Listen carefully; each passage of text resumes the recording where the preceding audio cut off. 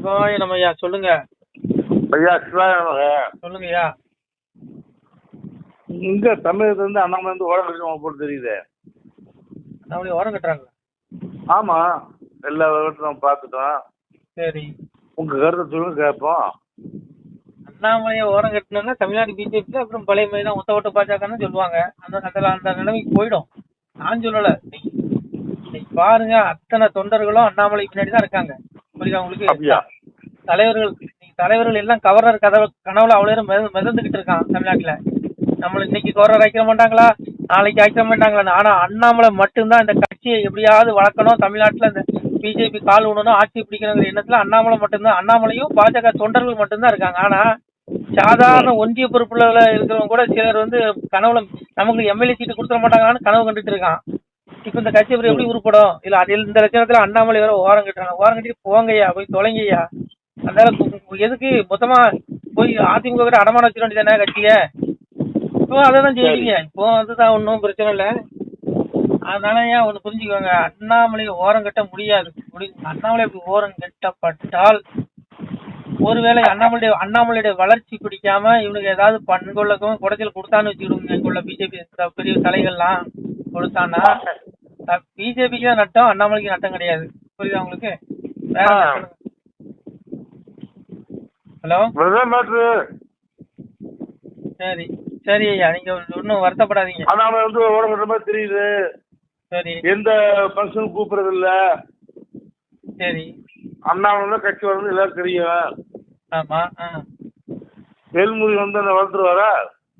அடா போங்கய்யா, அது எது எல்முருகன் என்னத்த சாதிச்சுட்டாருன்னு சொல்லி 2 தடவை மந்திரி பதவி. அடா போங்கய்யா, நீங்க அந்த பிஜேபியை பிடிக்க முடியல. சுத்தமா வயிற்றுச்சலா இருக்கு உனக்கு பண்றது. நான் என்ன கேட்கறேன், உழைக்கிறவனுக்கு பதவியை கொடு. நான் என்ன கேட்கறேன், இன்னைக்கு பிஜேபியில இந்த மந்திரி பதவிக்கு தகுதியான ஆள் யாரு தெரியுமா? பிஜேபியில, தமிழ்நாடு பிஜேபியில மந்திரி பதவி, அப்புறம் இந்த கவர்னர் பதவி, இந்த துணை குடியரசுத் தலைவர் பதவிக்கு தகுதியான நபர்கள் யாருன்னு பாத்தீங்கன்னா பாஜக தொண்டர்கள் மட்டும்தான். தலைவன் எவனுமே கிடையாது. இவனுக்கெல்லாம் சுயநலவாதியா. இவனுக்கு இன்னைக்கு இருக்க போஸ்டிங்காக உட்கார்ந்துருக்கான். இவன் பதவியை புடுங்கி அவ்வளவு பேர் திமுக போய் சேர்ந்துருவான். நாளைக்கு காலையில அத்தனை பேர்ல திமுக போயிடுவான். தொண்டை மட்டும் தான் இருப்பான். உயிரே போனாலும் தொண்டர்கள் மட்டும் தான் பிஜேபியில கடைசி வரைக்கும் இருப்பான். இவனுங்க எல்லாம் பதவிக்காக ஒட்டுறவனுங்க. நாளைக்கு இன்னைக்கு தேசிய பொறுப்பு, அப்புறம் அது என்ன மாநில பொறுப்பு, மாவட்ட பொறுப்பு கொடுத்துருக்கல, எல்லாத்தையும் புடுங்கு பார்க்கலாம். எத்தனை பேர் திமுக போறான் பார்க்கலாமா? இவனுக்கு என்ன பிஜேபி சித்தாந்தம் உண்டு, என்ன கொள்கை உண்டு? ஒரு மண்ணம் கட்டி முடியாதுங்க. போங்கய்யா, வயிற்று கிளப்பாதீங்க, வெளியே போன அதை பத்தி பேசாதீங்க. நீ தொடர்ந்து இதை பத்தி. ஆமா, அவங்க அப்படியே ரொம்ப சாதிச்ச. ஆமா, அந்த அம்மா அப்படியே பிஜேபியை 3 தடவை தமிழ்நாட்டுல ஆட்சி பிடிக்க வச்சுச்சு. யாரா போங்கய்யா, அதையும் சேர்த்துதான் சொல்றேன். இதுல நான் என்ன விதிவிலக்கு? எல்லாம் தான் என்னையா எல்லாத்தையும் சொல்றேன். நீ இவங்களுடைய நோக்கம் என்ன தெரியுமா? எவன் கூட வேணாலும் கூட்டணி வை, எவன் கூட வேணாலும் கூட்டணி வை, எனக்கு சீட்டை கொடுத்துரு. புரியுதா? நான் ஜெயிக்கணும், நான் மந்திரி ஆகணும், என் புள்ள குட்டியெல்லாம் நல்லா இருக்கணும். இதுதான் அவங்க இந்த கும்பலோட எண்ணமே. இவனுக்கு என்னத்த பிஜேபி கிழிச்சிட்டானுங்க சொல்லுங்க? இவங்க எல்லாம் என்னது பிஜேபி கிழிச்சிட்டாங்க? இவங்க போங்கய்யா, இன்னைக்கு உயிரை கொடுத்து கத்துறவன்லாம் இன்னைக்கு ரோட்ல கிடக்கான். எந்த பொறுப்பும் கிடையாது. பிஜேபிக்காக வேலை செஞ்சு செருப்படி வாங்கினவெல்லாம் இன்னைக்கு முடங்கிவே கிடக்கான். இவனுக்கு வேட்டியில கரை ஒட்டாத பயலுக்கு அவ்வளோ நேரம் பதவி வாங்கி வச்சுக்கிட்டு அண்ணாமலைக்கு ஆப்படிச்சிட்டு இருக்கான். நீ என்னத்த கிழிச்சிருங்க? இவனுக்கு தேவை என்ன தெரியுமா? நீ திமுக கூட வேணாலும் கூட்டணி வை. புரிஞ்சுக்க, நீ அதிமுக வேண்டாம், திமுக கூட வேணாலும் கூட்டணி வை. ஆனா எங்களுக்கு எம்எல்ஏ சீட்டை கொடுத்துரு. அப்புறம் ஜெயிச்சா எங்களுக்கு மந்திரி பதவி கொடுத்துரு. அப்படி தோத்துட்டா மேல மாநிலங்களவையிலிருந்து தேர்ந்தெடுத்து மத்திய அமைச்சர் ஆக்கிரு. இவனோட எண்ணமே இதுதான். வேற என்னத்த இது பண்ணிடுவான் இவனுங்க. இங்க பாருங்க, வேண்டாம், பேசாதீங்க. சுயநலவாதிகள் 1ஆம் நம்பர் சுயநலவாதிகள் அதிகமா இருக்க கூட்டம் இந்த பிஜேபி தான், தமிழ்நாடு பிஜேபி தான். புரிஞ்சுக்கோங்க, சுயநலவாதிகள். அதனால நான் என்ன சொல்றேன், இங்க பாருங்க, எம்எல்ஏ சீட்டு நீ இன்னைக்கு அதிமுக கூட்டணி வைக்கிறியா? நீ எம்எல்ஏ சீட்டு யாருக்கு கொடுக்கணும்? பாஜக தொண்டனுக்கு கொடு.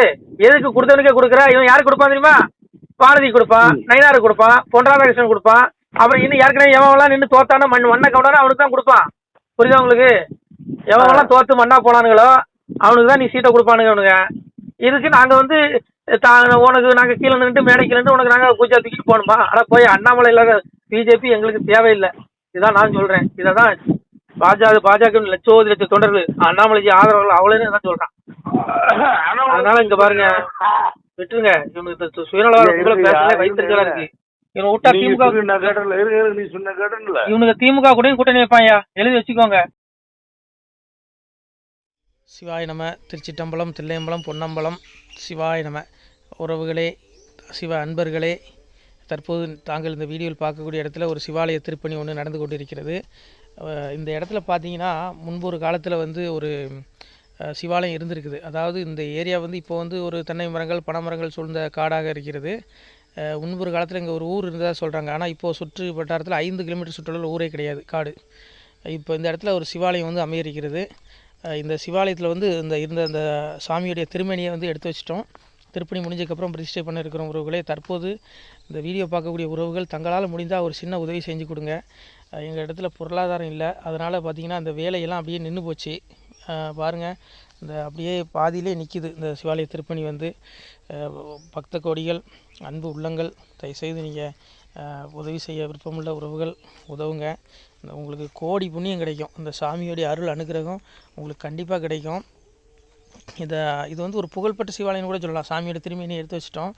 இந்த இடத்துல பார்த்திங்கன்னா ஒரு வாசி தண்டம் இருக்குது. அந்த காலத்தில் ஒரு முனிவர் யாரோ தவம் செஞ்சுருக்காங்க. அவங்களுடைய வாசி தண்டம் அவர் திருக்கரங்களால் எழுதின ஓலைச்சுவடி கூட இன்றும் இருக்குது, இன்னும் பாதுகாக்கப்பட்டு வருது. அது கோயில் திருப்பணி முடிஞ்சதுமே அதையும் நாங்கள் அந்த வழிபாட்டுக்கு வச்சுடுவோம். இந்த சிவாலய திருப்பணி வந்து சாமி திருநாமம் வந்து முக்தீஸ்வரர் அப்படிங்கிற திருநாமத்தில் வழங்குறாரு. நெல்லை மாவட்டம் நாங்குநேரி தாலுகாவில் இந்த சிவாலயம் அமைய இருக்கிறது உறவுகளே. இந்த வீடியோ பார்க்கக்கூடியவங்க ஒரு 2 பேருக்காவது கொஞ்சம் ஷேர் பண்ணுங்கள். இந்த வீடியோ பார்க்கக்கூடிய யாராவது ஒரு சின்ன உதவி செஞ்சால் இந்த ஆலய திருப்பணி வந்து கண்டிப்பாக நாங்கள் வெற்றிகரமாக முடிச்சுடுவோம். பாருங்கள், அந்த வேலை எல்லாமே அப்படியே நிற்கிது. கல்லெல்லாம் இறக்கி போட்டிருக்கோம். இன்னும் நிறைய கற்கள் தேவைப்படுது. சுவாமியோடைய அந்த திருக்கோபுரம் பார்த்திங்கன்னா லிங்க வடிவிலே அமைக்க இருக்கிறோம். உதவுங்கள் உறவுகளே. உங்களுக்கு அப்பா சிவபெருமானுடைய அருள் நிச்சயம் கிடைக்கும். எம்பெருமான் சொல்வான், வாழுவீர் தாழ்வில்லாமல் மக்களும் கிளைகள் கொஞ்சி நாளுமே மகிழ்ச்சியை கூர்ந்து நலமுடன் வாழும்போது நீளுமே எனது செங்கோல் நீதியும் நெறிபோல் வந்து ஆளுமே உங்கள் தன்னை அன்புடன் அலையாவண்ணம். உங்களை எம்பெருமானுடைய அப்பாவுடைய திருவாசகத்தாலேயே வாழ்த்துறோம் உறவுகளே. ஆணுடன் பெண்ணும் பெற்று அதிகமாய் செல்வமாகி தானுடன் நினைவுமுற்று தர்மமும் நெறியும் கற்று வேணும் நீள் காலமெல்லாம் வெள்ளியர் உடனே வாழ்ந்து போனுதல் கமலநாதன் பொற்பதம் பெற்று வாழ்வீர். அந்த ஈசனுடைய பொற்பதம் நிச்சயம் கிடைக்கும். உங்களுக்கு இகத்திலும் சுகம், பரத்திலும் சுகம். உங்களுடைய கர்ம வினைகள் மன்னிக்கப்பட்டு உங்களுக்கு நிச்சயம் மோட்ச வீடு கிடைக்கும். இகத்தில் பூரண ஆயுளுடன் நோய் நொடி இல்லாமல் வாழ்ந்து நீங்கள் பரவாழ்வும் பெறுவீர்கள் உறவுகளே. மக்களே, நீங்கள் எல்லாம் வாழ்பொன்னம் பதியிற் சென்று முக்கியமான யுகநில மதிலே தன்னால் கக்கிய பொன்கள் ஸ்வர்ணம் கைமணம் குளிர அன்னம் பொக்கிஷம் நிறைய வைத்து புகழவுண்டு இனிதாய் வாழ்வீர். இந்த இகவாழ்வும் பரவாழ்வும் உங்களுக்கு சுகப்பட அப்பன் ஈசனர்களால் வாழ்த்துகிறோம். இந்த திருப்பணிக்கு உதவி செய்ய ஒரு ஜிபே எண் சொல்கிறோம். இந்த எண்ணில் நீங்கள் உதவலாம். நீங்கள் இந்த எண்ணிலே நீங்கள் தொடர்பு கொள்ளலாம். ஜிபே, ஃபோன்பே, வாட்ஸ்அப் எல்லாம் இந்த நம்பர் தான். 93 85 44 31 06 93 85 44 31 06. இந்த எண்ணில் நீங்கள் உதவலாம், தொடர்பும் கொள்ளலாம். வாட்ஸ்அப்பு இந்த எண்ணு தான், ஜிபே இந்த எண்ணு தான் உறவுகளே. முடிந்த அளவுக்கு 2 பேருக்காக ஷேர் பண்ணுங்கள். இந்த வீடியோ பார்க்கக்கூடிய யாராவது ஒருத்தர் சின்ன உதவி, நீங்கள் வந்து பெரிய அளவில் செய்யணும் கூட, நீங்கள் ₹1 நீங்கள் தந்தாலும் மனசார வேண்டி ஏற்றுக்கிறோம் உறவுகளே. உதவுங்கள். முடிஞ்ச அளவுக்கு ஷேர் பண்ணுங்கள். நன்றி. சிவாய நம. திருச்சிற்றம்பலம், தில்லையம்பலம், பொன்னம்பலம். உறவுகளே, நம்ம இந்த இடத்துல வாழ்ந்து மறைந்த ஒரு சித்த மகாபுருஷர் பயன்படுத்திய பல 100 ஆண்டுகளுக்கு முன்பு உள்ள வாசி தண்டம் ஒரு சித்த மகாபுருஷர் பயன்படுத்தியது. அவர் திருக்கரங்களால் எழுதிய அந்த ஓலைச்சுவடி கூட பாருங்கள், இன்னும் பாதுகாக்கப்பட்டு வருது. இந்த சிவாலயம், நம்முடைய அந்த சிவாலய திருப்பணி முடிந்ததுமே எம்பெருமான் அவர் எழுதிய அந்த சிவனை பற்றி புகழ்ந்து எழுதிய அந்த பாடல் வரிகள் இதில் இருக்குது. இந்த வாசி தண்டம் அவர் பிரதிஷ்டை செய்த அந்த லிங்க திருமேனியையும் இந்த இடத்துல நாம் இந்த ஆலயம் கட்டி நாம் பிரதிஷ்டை செய்திருக்கிறோம். அனைவரும் இந்த ஆலய பிரதிஷ்டைக்கு கண்டிப்பாக வரணும். முடிஞ்ச அளவுக்கு இந்த வீடியோ பார்க்குறவங்க உதவி பண்ணுங்கள் உறவுகளே. பொருளாதாரம் இல்லாமல் திருப்பணி நின்று போச்சு.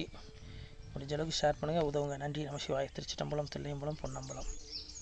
இந்த புண்ணிய பலன் தங்களுக்கு கோடான கோடியாக வரும் உறவுகளே. நம சிவாய.